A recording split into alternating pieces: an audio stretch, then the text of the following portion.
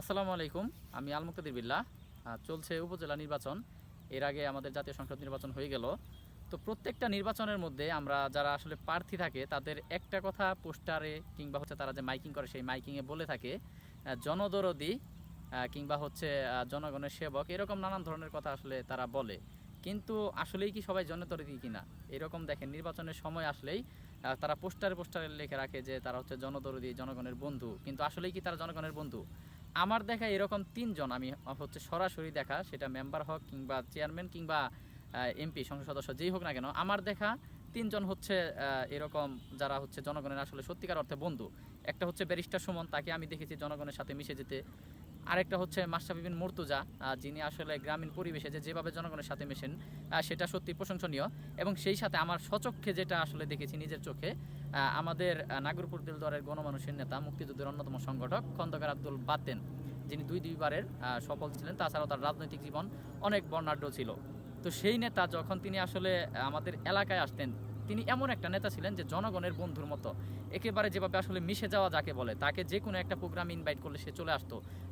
তিনি অনেক ব্যস্ত থাকতেন কিন্তু তারপরে তিনি চলে আসতো। তিনি যখন এলাকায় আসতেন তার ওইরকম কোনো আসলে নিরাপত্তা বাহিনীর দরকার ছিল না। তিনি বেশিরভাগ সময় একাই আসতেন কিংবা সাথে হয়তো বা দুইজন পুলিশ থাকতো, তার বেশি আসলে কখনোই থাকতো না। এবং তিনি যখন গাড়িতে আসতেন তার গাড়ির কাজ সবসময় নামানো থাকতো।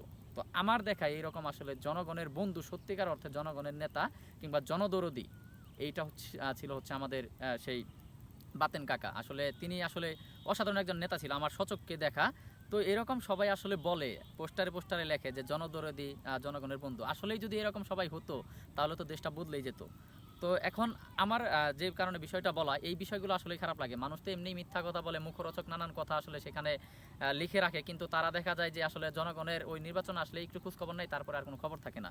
তো এবার আমাদের সেই প্রিয় নেতা, আমার অত্যন্ত মানে শ্রদ্ধাবান, যাকে আমি আসলে আদর্শ হিসেবে মানি, এরকম একজন ব্যক্তি, সেই বাতেন কাকার ছেলে সালমান শামজিদ ভাই, তিনি আসলে উপজেলা নির্বাচন করছেন, চেয়ারম্যান নির্বাচন। তিনি হচ্ছেন আনারস প্রতীকে আসলে এবার নির্বাচন করছেন। তো ইনশাল্লাহ যদি সব কিছু ঠিকঠাক থাকে, আসলে কি গাছ যদি ভালো হয় ফল অবশ্যই ভালো হয়। তো সেই হিসেবে দুই একটা এক্সেপশন তো থাকবেই, কিন্তু তারপরেও বাতেন কাকার ছেলে তিনি কিন্তু, আমার যেটা মনে হয়, তিনি আসলে জনদরদি হয়ে সবার পাশে থাকবেন। তো উপজেলা নির্বাচনে যারা নাগরপুরের আসলে জনগণ আছেন কিংবা আমার বন্ধুবান্ধব, ফ্রেন্ড সার্কেল কিংবা পরিচিতজন, আমি আশা করি যে তাকে ভোট দেবেন।